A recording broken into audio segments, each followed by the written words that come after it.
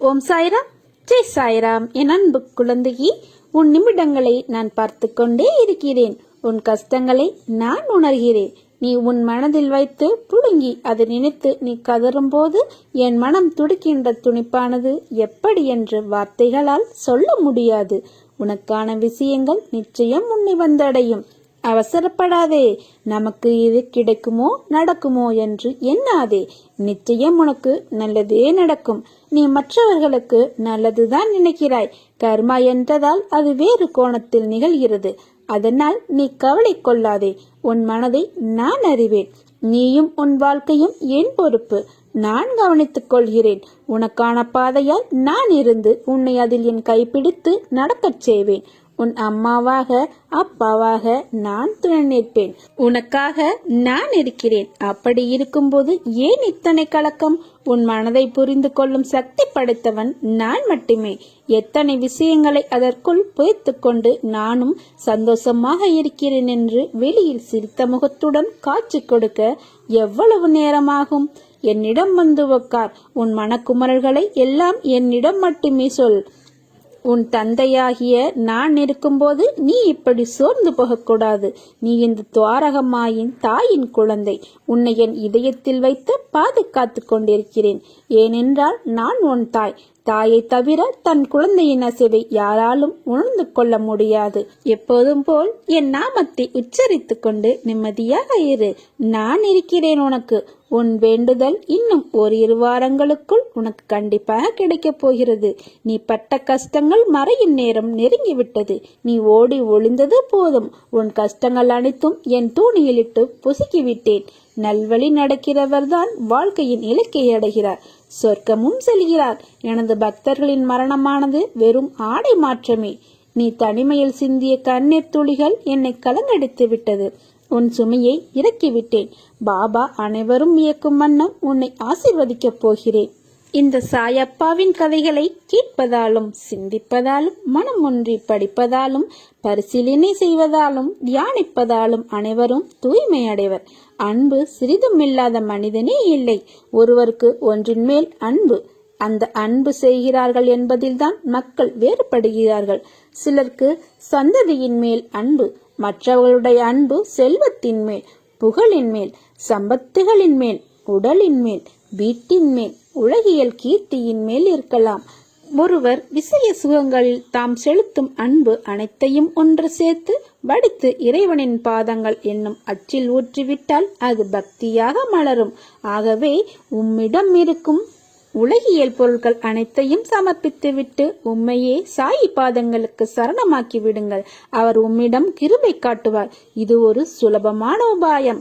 மக்கள் இம்மாதிரியான சொல்பமான சாதனைகளால் பெரும் லாபத்தை அடையலாம். நிலைமை இவ்வாறு இருக்க ஏன் இந்த உதாசீனம்? மிக பெரிய லாபங்களை அல்பமான சாதைகளால் பெற முடியும் என்றால் பொதுவாக ஏன் மக்கள் இதில் ஈர்ப்பு இல்லாமல் அசிரதையாக இருக்கிறார்கள் என்று கதை கேட்பவர்களுக்கு சந்தேகம் வருவது இயற்கையே. அதற்கு ஒரே காரணம்தான் உண்டு. இறைவனுடைய அருள் இல்லாது இந்த ஆவல் எழாது. இறைவன் அருள் செய்ய விரும்பி முகம் மலர்ந்து விட்டால் கதை கேட்க வேண்டும் என்னும் விருப்பமும் ஆவலும் உடனே எழும். ஆகவே சாயியை சரணடையுங்கள். இறைவன் உங்களுக்கு அருள் புரிவான். இக்கதையை கேட்கவென்ற விருப்பம் ஆவலும் எழும். சுலபமான ஆன்மீக சாதனையை அடைந்தவர்கள் ஆவீர்கள் நீங்கள்.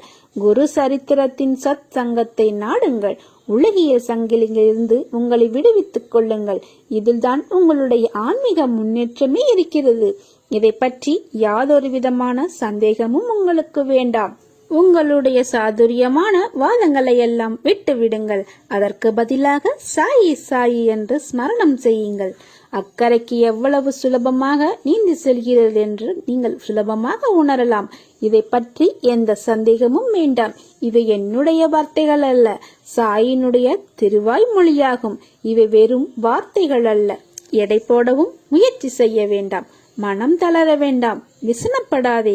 என் மீதுள்ள நம்பிக்கை தீவிரமானால் உனக்கு அனைத்தும் ஜெயமாக முடியும். நீ நடந்ததையே நினைத்து கவலைப்பட்டு கொண்டிருக்கிறாய். இனி உனக்கு நடப்பதெல்லாம் நல்லதாகவே நடக்கும். கவலைப்படாதே. அப்பா நான் இருக்கிறேன். நான் உன்னை ஒவ்வொரு வினாடியும் கவனித்து வருகிறேன். நீ தவறு செய்யும் போது உன் மனதில் எச்சரிக்கிறேன். ஆனால் நீ அதை பொருட்படுத்தாமல் பலமுறை அதே தவறை செய்கிறாய். அது தப்பாக மாறும் பொழுது கர்மத்தை ஏற்கிறாய். தவறு செய்தால் திருத்திக் கொள்ளலாம். தப்பு செய்யும் போது தண்டனைக்கு ஆளாகிறாய். பிறகு என்னிடம் மன்றாடுகிறாய். நீ என்ன செய்வது? உன் மனம் ஆசை என்கிற மாயாவில் புகுந்து தவறு மேல் தவறு செய்கிறாய். உன் மனதை உண்மையின் பாதையில் செலுத்த தயங்குகிறாய். நீ பிறந்து மடியும் வரை வாழும் வாழ்க்கையில் உண்மை மறவாமல் வாழ்ந்தால் உனக்கு ஞானப்பாடம் கற்றுத் தருவேன். உன் பாவ சுமையை நான் சுமந்து உன்னை வழி நடத்துவேன். ஆனால் என்னை நீ நம்ப மறுக்கிறாய். என்னிடம் இருக்கும் சக்தியை அறியாமல் நீ தவிக்கிறாய். உன் பாவங்களை குறைத்து உன்னை நல்வழியில் நடத்திச் செல்ல என்னை போல் ஒருவர் கிடைப்பது சுலபமல்ல. நான் உனக்காகவே பல மனித உறவில் அவதரித்து உன்னை கண்காணித்து வருகிறேன். நீ அதை உணர்ந்து கொள். ஆனால் நீ மெத்தன போக்கில் இருக்கிறாய். நன்றாக புரிந்து கொள். உன்னோடு எந்த பொருளும் செல்வமும் வரப்போவதில்லை என்று. நீ செய்த பாவ புண்ணியங்கள் மட்டுமே உன்னை தொடரும். இன்றே அறிந்து நட. ஒரு உண்மையான பாதையை தேர்ந்தெடுத்து விடு. இறையை தேடி அலையாதே. நான் உனக்கு அதை அறிய வைப்பேன். உன்னுள் உறைந்து இருக்கும் இறைமையை நான் உனக்கு உணர்த்துவேன். பொறுமையுடன் இரு. சத்திய தர்மத்தை மீறி நடக்காதே. நான் என்றும் உன் அருகிலேயே இருக்கிறேன். உன்னை இதயத்தில் சுமந்து காப்பேன். அனைத்தையும் அறிந்த ஆண்டவனுக்கு உனது மன கஷ்டம் தெரியாமல் இருக்குமா? அனைத்தும் விரைவில் சரியாகும் என்ற நம்பிக்கையோடு இரு. விரைவில் மாறும். ஆடம்பரங்களையும் வெளி தோற்றத்தையும் நான் பொருட்படுத்துவதே இல்லை. எவனொருவன் உள் மனதில் சாயி சாயி என்று சொல்லி வருகிறானோ அவனே உண்மையான பக்தன். அவனிடமே நான் வசிக்கிறேன். மனதில் இருக்கட்டும் மகிழ்ச்சி. மகிழ்ச்சி அமைதியை தேடி பலரும் வெளியே அலைந்து கொண்டிருக்கிறார்கள். உலகில் பிறந்த எல்லோருமே மகிழ்ச்சியாக வாழ வேண்டும் என்றுதான் விரும்புகிறார்கள். மனிதன் பொருட்களில், பணத்தில், பதவியில், பட்டத்தில் என்று பல வகைகளில் மகிழ்ச்சியை தேடி அலைகின்றான். இதில் கிடைத்து விடாதா, அதில் கிடைத்து விடாதா என்ற ஏக்கத்தோடும் ஆதங்கத்தோடும் இங்கும் அங்கும் அலைகின்றான். இறுதியில் அவனுக்கு கிடைப்பது ஏமாற்றமே. மகிழ்ச்சி என்பது வெளியே விலை கொடுத்து வாங்கக்கூடிய பொருளோ இடமோ அல்ல. நம்மிடையே மகிழ்ச்சி இருந்து கொண்டே தான் இருக்கிறது. அதை நாம் முறையாக கையாள்கிறோமா என்பதுதான் முக்கியமான கேள்வி. அப்படி இருந்தால் எல்லோரிடமும் புன்முறுவல் செய்து கொண்டிருப்போம். ஏதோ ஒன்றை இழந்தது போல நமக்கு நாமே பேசி மன உளைச்சலுடன் இருப்பதை பலரின் வாழ்வில் காண முடிகிறது.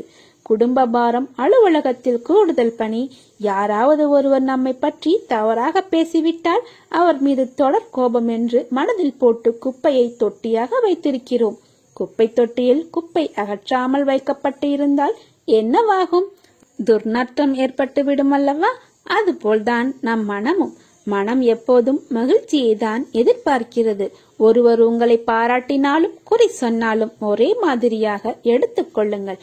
பாராட்டும் போது பறப்பதும் குறை சொல்லும் போது சோர்வதும் என இருந்தாலும் நம்முடைய வளர்ச்சி வேகத்தடையாய் ஆங்காங்கே நிற்கும். யார் என்ன சொன்னால் என்ன? உங்களை பற்றி உங்களுக்கு தெரியும். அடுத்தவர்களை பற்றி நீங்கள் புறம் பேசி இருந்தால் உங்கள் மனமே உங்களை தண்டித்து விடும். அதற்கு தயவு செய்து இடம் கொடுத்து விடாதீர்கள். வீட்டுக்கு சென்றவுடன் செருப்பை கழற்றி வைப்பது போல் சுமந்து கொண்டு இருக்கும் பாரத்தையும் வாசலிலேயே இறக்கி வைத்து விடுங்கள். அடுத்தவர் பற்றி உங்களிடம் யாராவது குறை கூற வந்தால் அதை தவிர்த்து விடுங்கள். ஒவ்வொருவருக்கும் உள்ளும் சாதிக்கும் ஆற்றல் ஏராளமாக உள்ளது. இதை கண்டுபிடித்து அதன் வழியில் பயணிக்கும் போது இன்று கிடைக்காவிட்டாலும் என்றாவது ஒரு நாள் வெற்றி கிடைத்தே தீரும். ஏனென்றால் உண்மையான உழைப்புக்கு என்றும் தோல்வியே கிடையாது.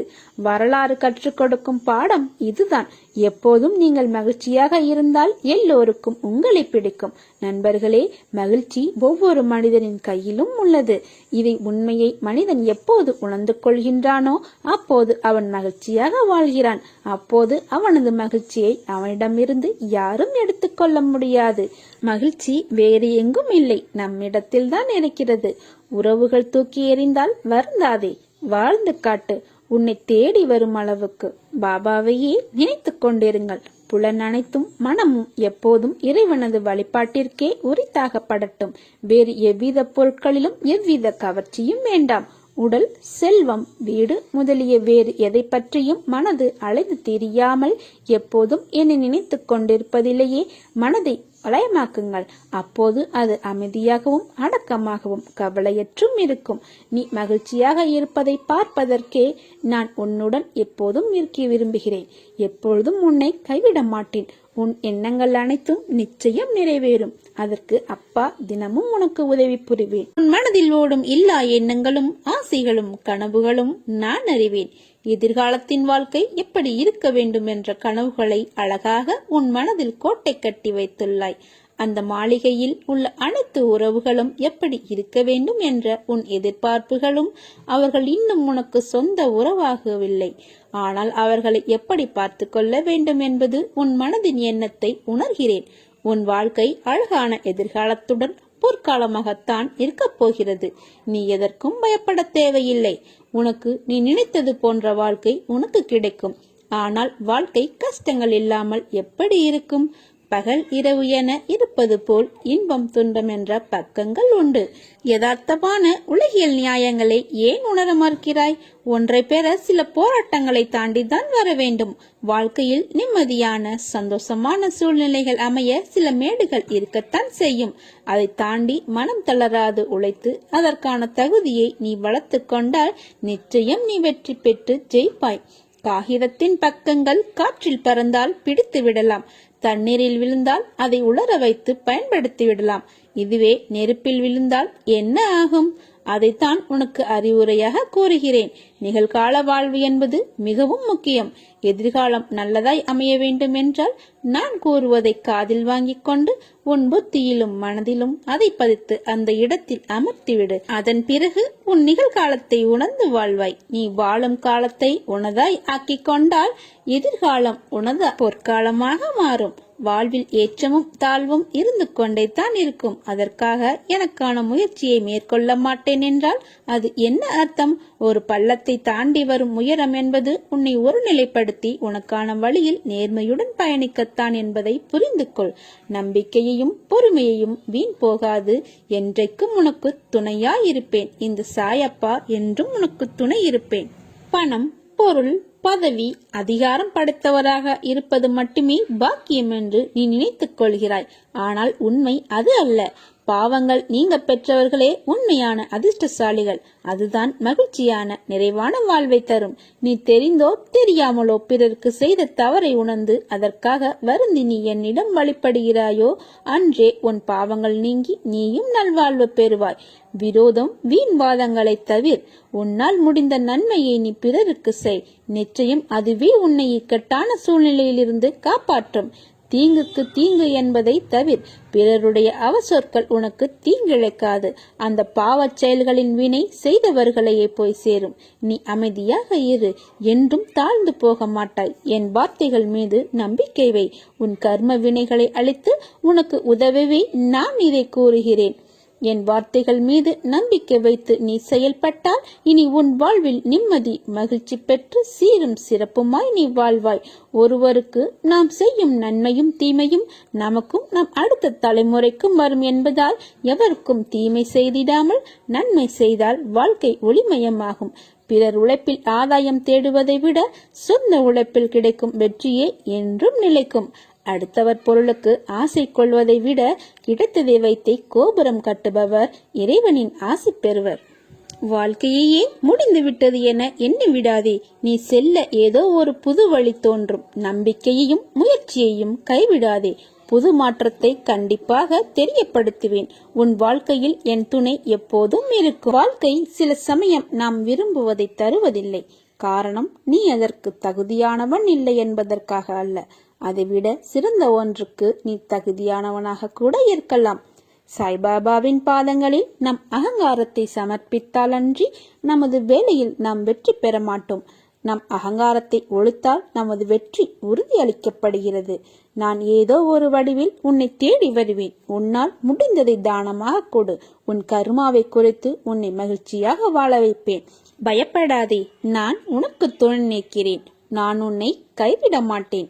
நல்ல உடல் நலத்துடனும் நீண்ட ஆயுளுடனும் உயர்ந்த புகழ் பெற்று நிறைந்த செல்வம் பெற்று மேன்மையான மெய்ஞானம் பெற்று அஷ்ட ஐஸ்வர்யங்களும் சகல ஞானமும் உனக்கு கிடைக்கும்.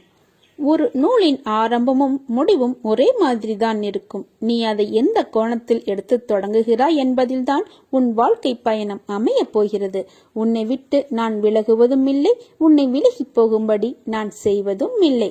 கலியுகத்தின் கண் கண்ட தெய்வமாக எண்ணற்ற அருளாளர்களை பக்தர்களின் வாழ்க்கையில் நிகழ்த்தி வரும் சீரடி சாய்நாதர் தம்முடைய மகா சமாதிக்கு பிறகும் மிகுந்த ஆற்றலுடனும் தம்முடைய அருள் திறத்தினால் பக்தர்களின் வாழ்க்கையில் ஏற்படும் கஷ்டங்களை போக்கி அவர்கள் வாழ்க்கையில் மகிழ்ச்சியும் நிம்மதியும் ஏற்படுத்துகிறார். குருவாரமான இன்று சத்குரு சாய்நாதரின் பூரண ஆசி பெற்று வாழ்வில் மேன்மை அடையவும், சாயின் பாதங்களை தஞ்சம் அடைவோம். கண்களை காக்க இமைகள் துடித்துக் கொண்டே இருக்கின்றன. தென்றலை தர இலைகள் அசைந்து கொண்டே இருக்கின்றன. உணவை தேடி சிற்றெரும்பு கூட ஓடிக்கொண்டே இருக்கின்றன.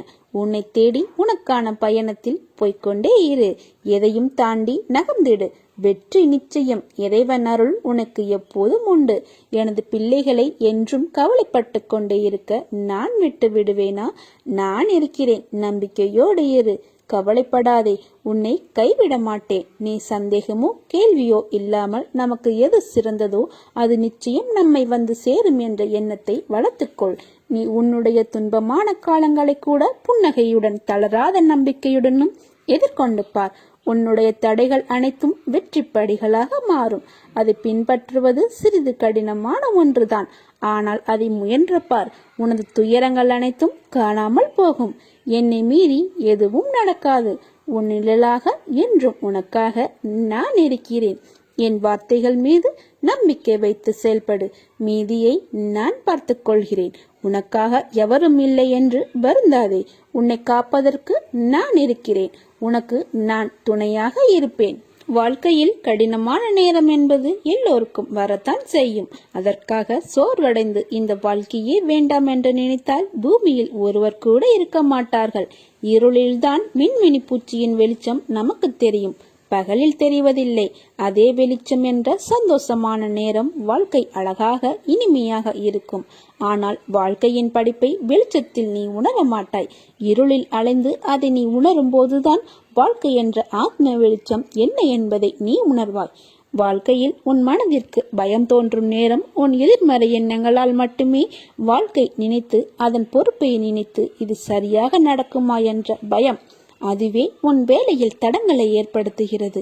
இனிமேல் பயப்படாதே. உன்னை தேடி வந்த வாய்ப்புகள் எல்லாம் உனக்கு நான் தான் உன் சாய்தேவா கொடுத்த வாய்ப்புகள். அதை நீ மனதார ஏற்றுக்கொள். நிச்சயம் அதில் நீ வெற்றி பெறுவாய். உனக்கான வாயிற்படியை நான் உனக்கு கொடுத்து விட்டேன். அதில் பயணிக்க நீ தயாராக இரு. உனக்காக பக்கபலமாய் உன் கையை பிடித்து உனக்கான வாழ்க்கையை பிரகாசமாக்குவேன். என் பரிபூரண அருளும் ஆசீர்வாதமும் அன்பும் எப்போதும் உனக்கு உண்டு. உன்னை சீரடையவும் சிறப்படையவும் வைப்பேன். நீ எல்லா செல்வ வளங்களையும் பெற்று நன்றாக வாழ்வாய். எல்லாம் மாறும், விரைவில் மாறும். உனக்கான அழகிய வாழ்க்கை உன்னை தேடி வரும். பயப்படாதே, கலங்காதே. நீ நன்றாக இருப்பாய். வாழ்வில் இன்பம் துன்பம் என இரண்டும் சரிவரத்தான் எல்லோருக்கும் இருக்கும். ஆனால் யாரும் இன்பத்தில் மனவழியை அனுபவிப்பதில்லை. அதனால் இன்பம் வரும்போது இது ஏன் எனக்கு என்ற கேள்வியை யாரும் கேட்பதில்லை. என் பிள்ளையான நீ இரண்டுமே சமமாக பார். எல்லாம் சரியாக நடைபெறும். உன்னுடன் இருப்பது உன் சாய்தேவா. நல்லதே நடக்கும். பயம் கொள்ளாதே. அந்த பயமே உன்னை அழித்துவிடும். நான் இருக்கிறேன் என்ற நம்பிக்கையோடு பயமற்று வெற்றி படிகளை காலெடுத்து வை. நல்லதே நடக்கும்.